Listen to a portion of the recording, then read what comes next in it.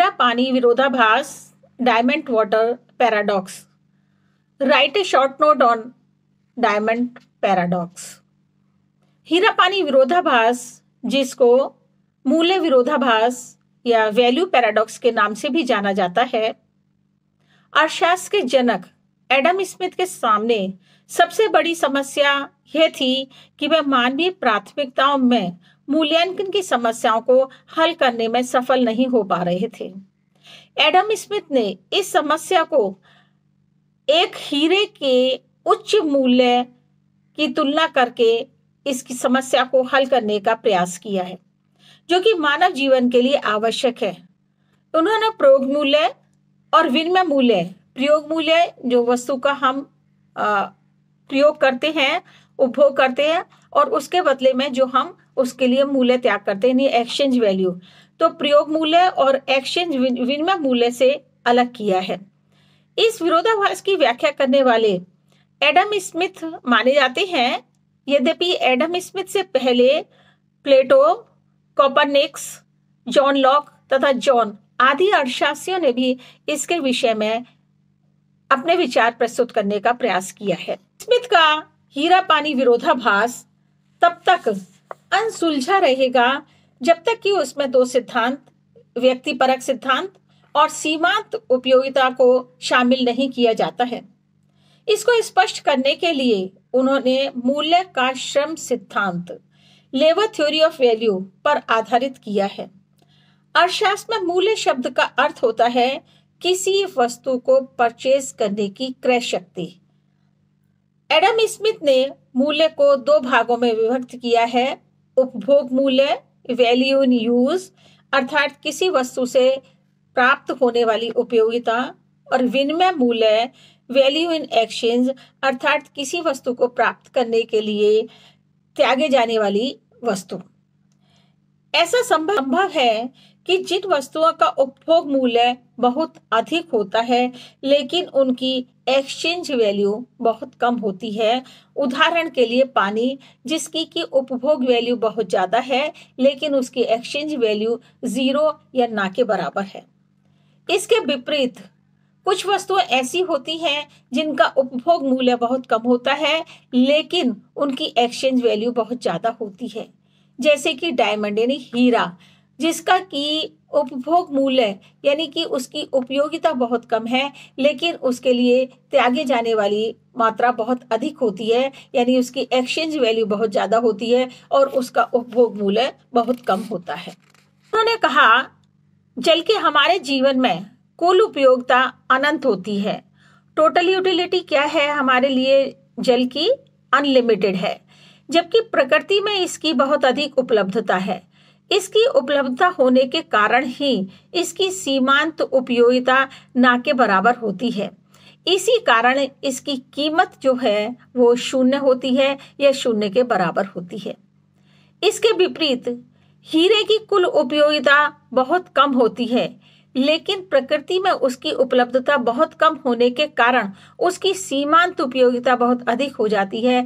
इसी कारण उसका मूल्य बहुत अधिक हो जाता है.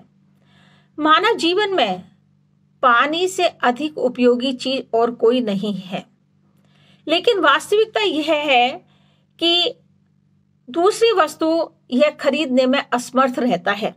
यानी पानी दे करके हम किसी दूसरी वस्तु को नहीं खरीद पा सकते हैं क्योंकि सीमांत मूल्य इसका लगभग शून्य के बराबर होता है, जबकि हीरा जो है उसका उपभोग मूल्य ना के बराबर है लेकिन उसको एक्सचेंज करके हम उसके बदले में, हम उसको दे करके उसके बदले में अधिक वस्तुएं प्राप्त कर सकते हैं. एडम स्मिथ ने इसको और अधिक स्पष्ट करते हुए कहा कि वस्तु के विनिमय मूल्य का निर्धारण उस वस्तु को उत्पन्न करने में लगे श्रम के ऊपर निर्भर करता है.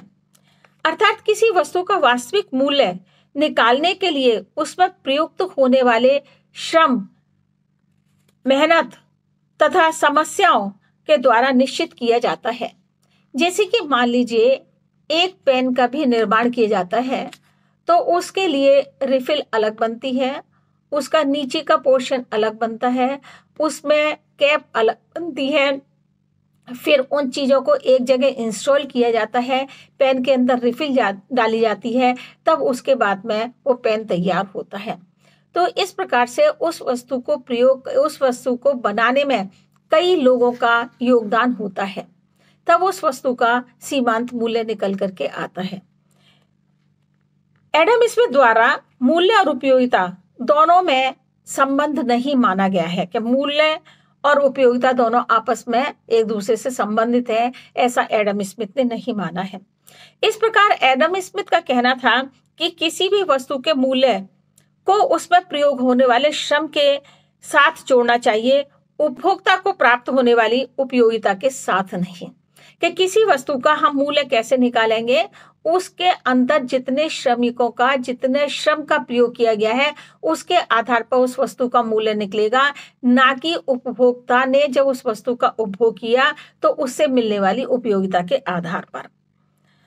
इसी को हीरा पानी विरोधाभास कहा गया है, क्योंकि एडम स्मिथ ने अपने विचार प्रस्तुत किए लेकिन उनके विचारों में कुछ कमी रही।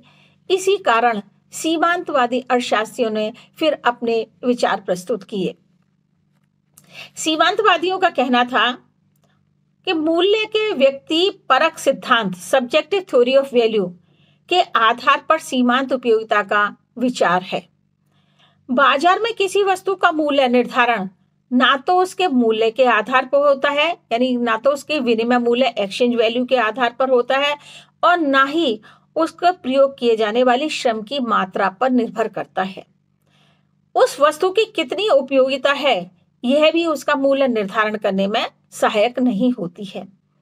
किसी भी वस्तु की कीमत उसकी सीमांत उपयोगिता के द्वारा निश्चित की जाती है, यानी कि एक वस्तु को बनाने में जब हम अगली इकाइयों का प्रयोग करते चले जाते हैं तो जो हमारी अंतिम इकाई है उस अंतिम इकाई से प्राप्त होने वाली उपयोगिता के आधार पर यह निर्भर करता है किसी भी वस्तु का मूल्य। वस्तु एक अतिरिक्त इकाई को प्राप्त उपयोगिता सीमांत उपयोगिता कहलाती है। किसी भी उपभोक्ता के पास जब वस्तु की अधिकाधिक इकाइयां बढ़ती जाती हैं तो उनके उपभोग के साथ उसकी सीमांत उपयोगिता भी घटती चली जाती है। हीरा पानी विरोधाभास की व्याख्या करते हुए सीमांत अर्थशास्त्रियों का कहना है कि हीरे और पानी से प्राप्त कुल उपयोगिता कीमत निर्धारण करने का सही मापदंड नहीं है, बल्कि उसकी सीमांत इकाई की उपयोगिता से कीमत निर्धारण होती है। यानी कि हीरा पानी विरोधाभास करने वाले सामंतवादी अर्थशास्त्रियों का कहना है कि हीरे और पानी से प्राप्त होने वाली उपयोगिता कीमत निर्धारण नहीं कर सकती है, बल्कि सीमांत इकाई की उपयोगिता के आधार पर उसकी कीमत का निर्धारण किया जा सकता है किसी भी वस्तु की। और जब भी सीमांत इकाई में परिवर्तन होता है उसी के साथ साथ कीमत भी परिवर्तित होती रहती है। वास्तविकता यह स्पष्ट करती है कि किसी भी व्यक्ति को पानी से प्राप्त होने वाली कुल उपयोगिता बहुत अधिक होती है, लेकिन उसकी उपलब्धता बहुत अधिक होने के कारण सीमांत उपयोगिता उसकी बहुत कम हो जाती है। उदाहरण के लिए पानी के लिए प्रयोग होने वाले श्रम की सीमांत उपयोगिता बहुत कम होती है, क्योंकि पानी को थोड़ा सा भी खोदकर, जमीन को थोड़ा सा खोदकर पानी को प्राप्त किया जा सकता है। इसके विपरीत हीरे की सीमांत उपयोगिता बहुत ज्यादा होती है, क्योंकि हीरे का प्रयोग अधिकांशतः ज्वेलरी बनाने के लिए काम आता है, तो उसको बनाने में बहुत अधिक श्रमिक की मेहनत लगती है, जिसके कारण उसकी सीमांत उपयोगिता बहुत अधिक हो जाती है। इसीलिए हीरे का मूल्य अधिक हो जाता है और पानी का मूल्य ना के बराबर रह जाता है। अगर हम हीरे की और पानी की तुलना रेगिस्तान से करें तो स्पष्ट होता है कि रेगिस्तान में एक प्यास से मरने वाले व्यक्ति को यदि हीरा और पानी दोनों चीजें दी जाएं तो उसकी प्रेफरेंस क्या होगी? उसकी प्रेफरेंस होगी पानी, क्योंकि वो प्यास के कारण मर रहा है। हीरे की उसके लिए कोई भी उपयोगिता नहीं है। वह हीरे का त्याग करके, बल्कि वो तो यह भी कह सकता है कि मेरे पास में जो कुछ भी है उस सबको ले लो और मुझे खाली पानी दे दो, क्योंकि उसके लिए पानी ही उसका जीवन है उस समय, जबकि उसको प्यास बहुत अधिक लग रही है।